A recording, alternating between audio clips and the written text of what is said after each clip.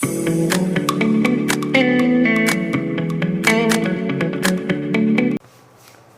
Everyone, welcome to chemistry saga. तो जैसा कि ना अब तक हमने जीरो ऑर्डर काइनेटिक्स कंप्लीट कर लिया, उसके 2 वीडियो ऑलरेडी अपलोड हो चुके हैं।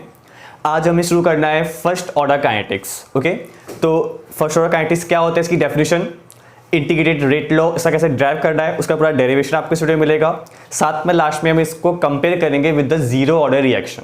ओके, तो देखो, first of all what is meaning of first order kinetics. तो इसका फर्स्ट ऑर्डर काइनेटिक का मीनिंग क्या होता है, that the reaction in which the ROR is depends on first power of concentration of reactant. मतलब कि यहाँ पे जो रेट ऑफ रिएक्शन है वो रिएक्टेंट के कंसंट्रेशन के फर्स्ट पावर पे डिपेंड करता है ना। जैसे मान लो, सपोज करो कि कोई रिएक्शन है, रिएक्टेंट गिव्स प्रोडक्ट, कोई भी रिएक्शन है, पर्टिकुलर रिएक्शन, और वहां पर अगर मैं इसका रेट लॉ लिखूंगा, रेट लॉ, तो वो क्या होगा, rate is equal to K and reactant का पावर क्या होगा, 1। ठीक है, ये जो 1 है, इसीलिए ये जो रिएक्शन है वो कैसा है, फर्स्ट ऑर्डर रिएक्शन है। समझ गए। जीरो ऑर्डर रिएक्शन जो था वहां पे क्या था, ये 0 था।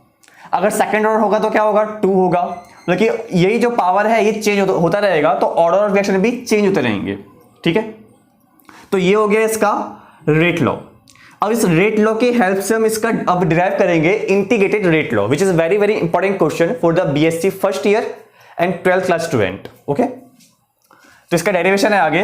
देखो करना क्या है आगे, जो ये रेट है, पता हो तो रेट का एक और फॉर्मूला होता है। जीरो ऑर्डर में जो मैं ड्राइव किया था, इसको सिमिलरली वैसे ही ड्राइव करना है। एक आध 2 स्टेप थोड़े इसमें एडवांस होंगे।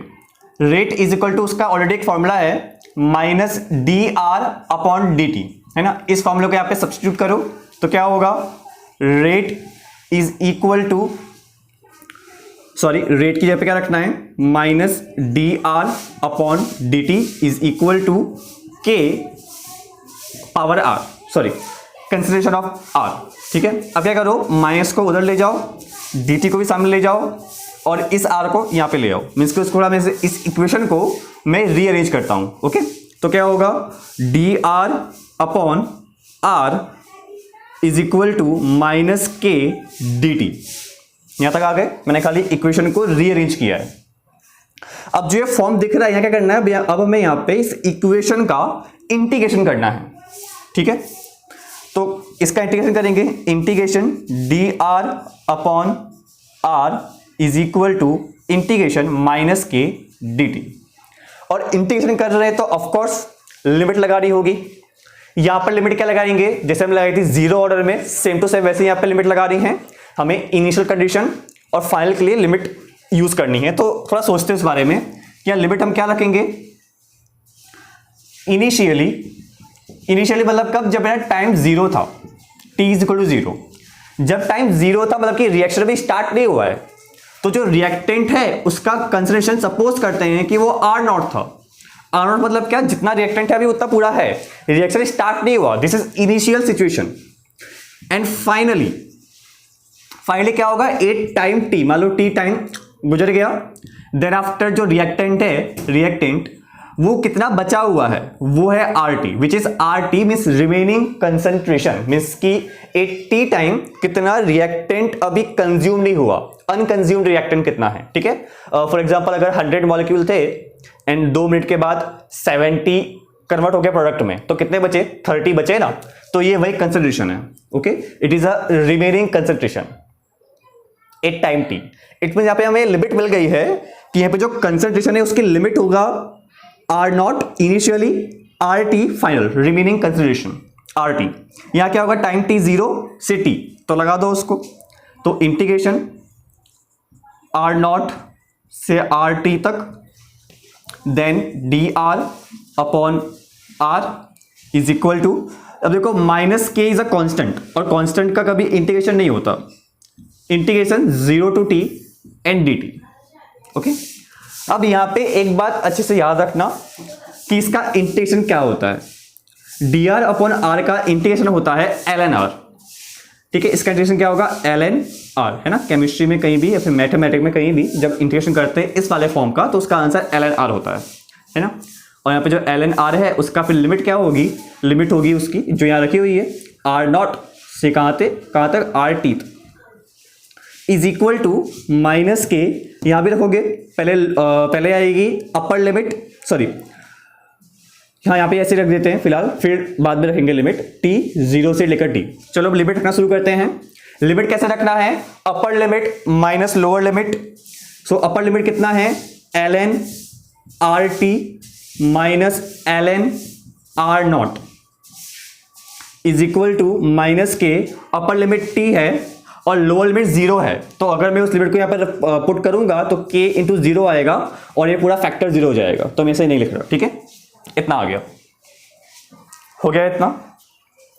अब क्या करो, इसको मैं ना ऐसे लिखता हूं, है ना, जो नेगेटिव है इस नेगेटिव को हटाने के लिए मैं सारे के सारे साइन चेंज कर देता हूं, तो यहां पे ऐसे आएगा k t is equal to ln r naught, ये नेगेटिव था पॉजिटिव हो गया, और ये पॉजिटिव तो ये नेगेटिव हो गया, ln rt, ठीक है। इतना हो गया ln, है ना, ln क्या पता होगा ना, नेचुरल लॉग, है ना, जो हम लॉग यूज करते हैं बेसिकली वो होता है लॉग ऑन बेस 10। ये वाला नॉर्मल लॉग है जो हम यूज करते हैं, इससे हम वैल्यूज फाइंड करते हैं। दूसरा लॉग होता है ln it's a natural log, और ये होता है लॉग ऑन बेस e, ये e के बेस पे लॉग होता है, इसलिए कई बार कुछ बुक्स में ln की जगह पर log e भी लिखा हुआ मिल सकता है ना, मीनिंग वही है, मीन्स बेस e लॉग है और ये log बेस 10 है। एक बात और, अगर हमें ln को कन्वर्ट करना हो, है ना, मैं उसे फॉर्मूला यहां लिख देता हूं, अगर ln को कन्वर्ट करना है log बेस 10 में तो कुछ नहीं करना, खाली 2.303 का करना होगा मल्टीप्लाई, और ये log बेस 10 में कन्वर्ट हो जाएगा। तो ये फॉर्मूला याद रखना, ठीक है, काम में आएगा आगे, कि नेचुरल लॉग को अगर कन्वर्ट करना है नॉर्मल लॉग में तो क्या करोगे, 2.303 का मल्टीप्लाई कर दोगे, ठीक है। फिलहाल यहां देखो, इस इक्वेशन तक आ गए हो। अब है ना, लॉग का एक्चुअली एक और फॉर्मूला होता है, वो होता है ये, that log a minus log b is equal to log a upon b, ठीक है। इसको ध्यान से देखो और यहां देखो कि भी वैसा ही है, log a minus log b, तो क्या आंसर आएगा, लॉग a अपॉन b। तो इसे कन्वर्ट कर दो, तो यहां पे क्या आएगा, k t is equal to ln r naught upon r t. हो गया इतना, यहां तक पहुंच गए, ठीक है। ये फॉर्मूला नोट कर लेना, मैं इसे रफ कर रहा हूं। तो यहाँ पे ln r not minus ln rt है। अब यहाँ लॉग का एक और फॉर्मूला होता है, that log a minus log b is equal to log a upon b। ये भी है तो लॉग ही, तो देखो log a minus log b क्या होगा, लॉग a अपॉन b। तो ये फॉर्मूला इसमें यूज करो और इसको चेंज कर दो, तो क्या होगा, k t is equal to ln r naught upon r t. समझ गए, इतना कर लिया। अब क्या करो, अब ना जो नेचुरल लॉग है उसको कन्वर्ट कर दो नॉर्मल लॉग में, बिकॉज जब भी हम न्यूमेरिकल सॉल्व करते हैं तो मैंने कहा था हम लोग क्या करते हैं, ये वाला लॉग यूज करते हैं, ये वाला लॉग यूज नहीं करते। इसलिए जब भी हम न्यूमेरिकल सॉल्व करेंगे तब ये लॉग यूज करेंगे। तो ln को, नेचुरल को नॉर्मल में कन्वर्ट करना है, और कन्वर्ट करने के लिए क्या करना है, मैंने अभी कहा कि 2.303 से मल्टीप्लाई करो तो ये लॉग कन्वर्ट हो गया on base 10, okay, on base 10 पे कन्वर्ट हो गया, r naught upon r T. अब t को वहां पे ले जाओ ताकि ये क्वेश्चन थोड़ा अच्छा दिखने लगे, तो 2.303 upon t log base 10 r naught upon r T, and this is your final integrated rate law for first order reaction, and this equation is very very useful for the every numerical of the first order reaction. First order reaction में बहुत सारे numerical होते हैं, वो most of numerical इस वाले फॉर्मूले से सॉल्व होंगे, तो इसे अच्छे से याद रखना, ठीक है। यहां पर k क्या है, रेट कांस्टेंट, t क्या है, टाइम, लॉग है लॉगरिथम, r नॉट क्या है, इनिशियल कंसंट्रेशन, और rt क्या है, फाइनल कंसंट्रेशन या फिर रिमेनिंग कंसंट्रेशन, जो कंसंट्रेशन बच गया था वो वाला, ठीक है। आप लोग चाहो तो इसका एसएस ले लो, क्योंकि अब इसको रफ करना है मुझे, और ना अब फर्स्ट ऑर्डर रिएक्शन के कुछ ग्राफ्स प्लॉट करने हैं। तो देखो अभी हमने ना जहाँ पे जो इंटीग्रेट फिर से काटो।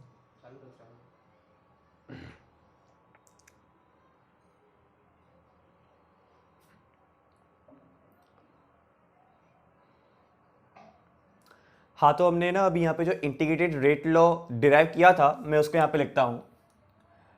क्या था वो कि k is equal to 2.303 upon t log on base 10 r naught upon r t.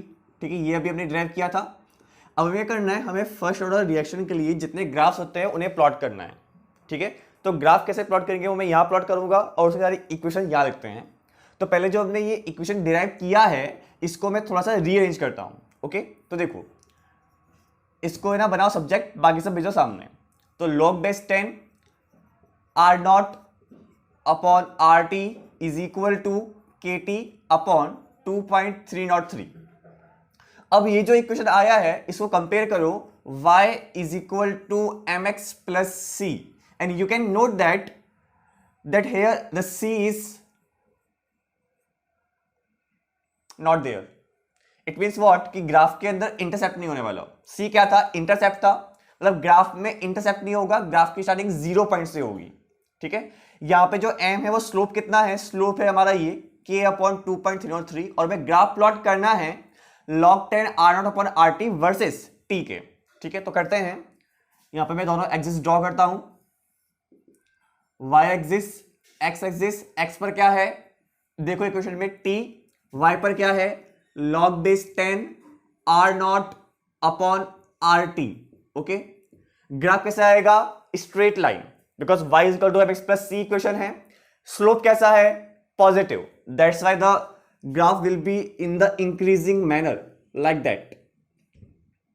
Okay, like that. Slope कितना है? m is equal to k upon 2.303 and intercept नहीं है इसलिए ग्राफ की स्टार्टिंग 0 पॉइंट से हुई है ना, इंटरसेप्ट यहां पे नहीं है। So this is graph of log 10 r naught upon r t versus t. ठीक है, अब देखो जब हमने ये इक्वेशन डिराइव कर रहे थे ना तब यहाँ पे एक इक्वेशन आया था that ln r t minus ln r naught is equal to minus k t. ठीक है, यहां पे एक इक्वेशन आया था ये वाला। अब इस इक्वेशन को थोड़ा मैं रीअरेंज करता हूं और यहां से भी इसका एक ग्राफ बनेगा। देखो ln r t is equal to minus k t, तो माइनस का है, ये चला गया सामने तो क्या हो गया? माइनस से हो गया plus, plus ln r not.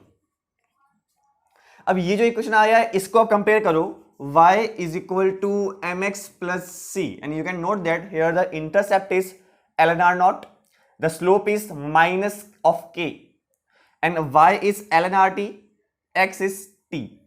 Graph plot करेंगे इसका, कैसा होगा ये graph? Straight line but slope is negative with the intercept, मतलब ये हमारा इंटरसेप्ट है कोई और ये नेगेटिव ज्यादा होगा यानी कि डिक्रीजिंग मैनर में होगा। y पर क्या है? y पर है ln आर टी, x पर है t, स्लोप कितना है? Minus of k। Okay, and ये क्या है? ये जो वैल्यू है, इतनी वैल्यू क्या है? ये इंटरसेप्ट है c which is equal to ln r naught. Okay, so this is how the graph will ln. Okay, एक ग्राफ ऐसे प्लॉट हो गया। अब क्या करो, यहां पे जो ln है ना, ln इसको कन्वर्ट कर दो log में, और ln को log में कन्वर्ट करने के लिए क्या करते हैं? मल्टीप्लाई करते हैं 2.303 का। तो मैं पूरे इक्वेशन में 2.303 का मल्टीप्लाई कर देता हूं। ठीक है, देखो तो क्या होगा? 2.303 ln is converted to the log base 10 RT is equal to again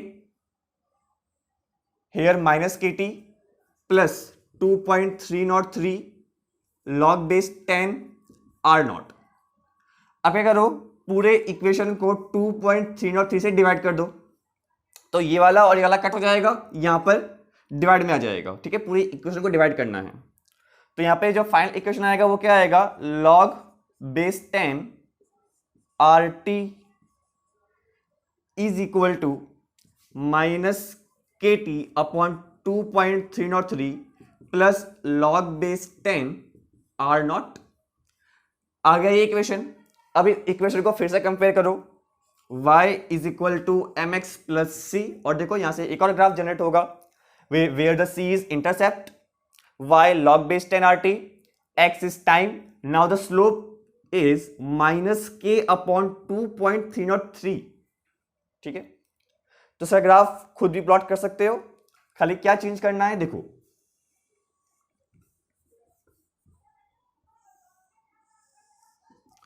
y पर क्या है, ln नहीं है, इस बार log है, log base 10 rt।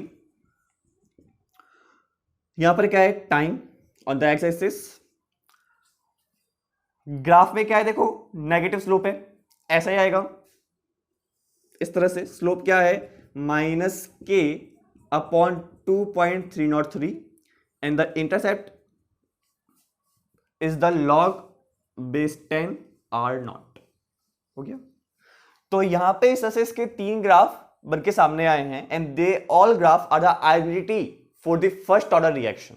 ठीक है, कोई भी रिएक्शन अगर फर्स्ट ऑर्डर है तो अगर हम उसका ग्राफ प्लॉट करेंगे और अगर वो ग्राफ ऐसा आता हो इस तरह का, देन हम कहेंगे कि वो जो रिएक्शन है पर्टिकुलर वो फर्स्ट ऑर्डर रिएक्शन है। ओके, तो इसलिए मैंने कहा था कि ना ये एग्जाम के लिए काफी इंपॉर्टेंट है ये ग्राफ। कई बार एग्जाम में इस तरह के क्वेश्चंस आते हैं कि ग्राफ दिया होता है, तुम्हें रिएक्शन का ऑर्डर आइडेंटिफाई करना होता है, या फिर रिएक्शन का ऑर्डर दिया होगा उसका के लिए क्या ग्राफ होगा ये आइडेंटिफाई करना होता है। इसलिए graph is the characteristic for the order of reaction. Okay,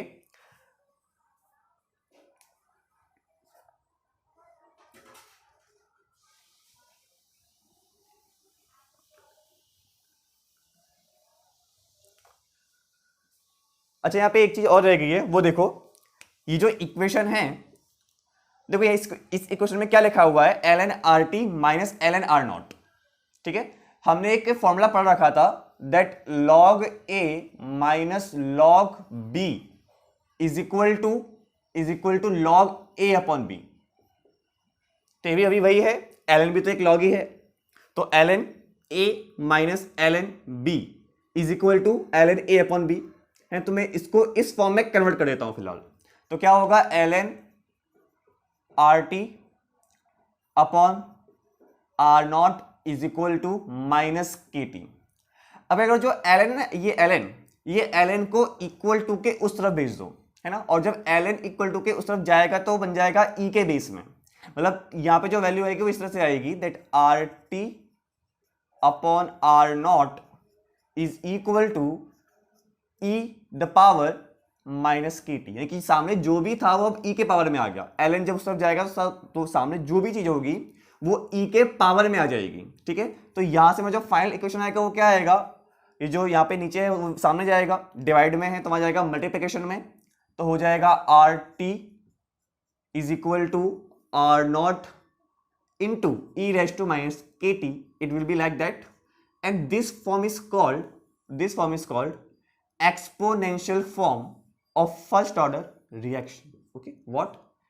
Exponential form, because the e is exponential, that is why. So this is exponential form for first order reaction. Okay, so यहां पर हमने क्या complete किया आज, first order reaction का integrated rate law, उसकी derivation, definition और उसके ग्राफ। ठीक है, नेक्स्ट वीडियो में आपको है ना फर्स्ट ऑर्डर के आगे ही इसका हाफ लाइफ टाइम और साथ में comparison of zero and first order देखने मिलेगा। आई होप आपको ये समझ में आया होगा। Thank you so much for watching.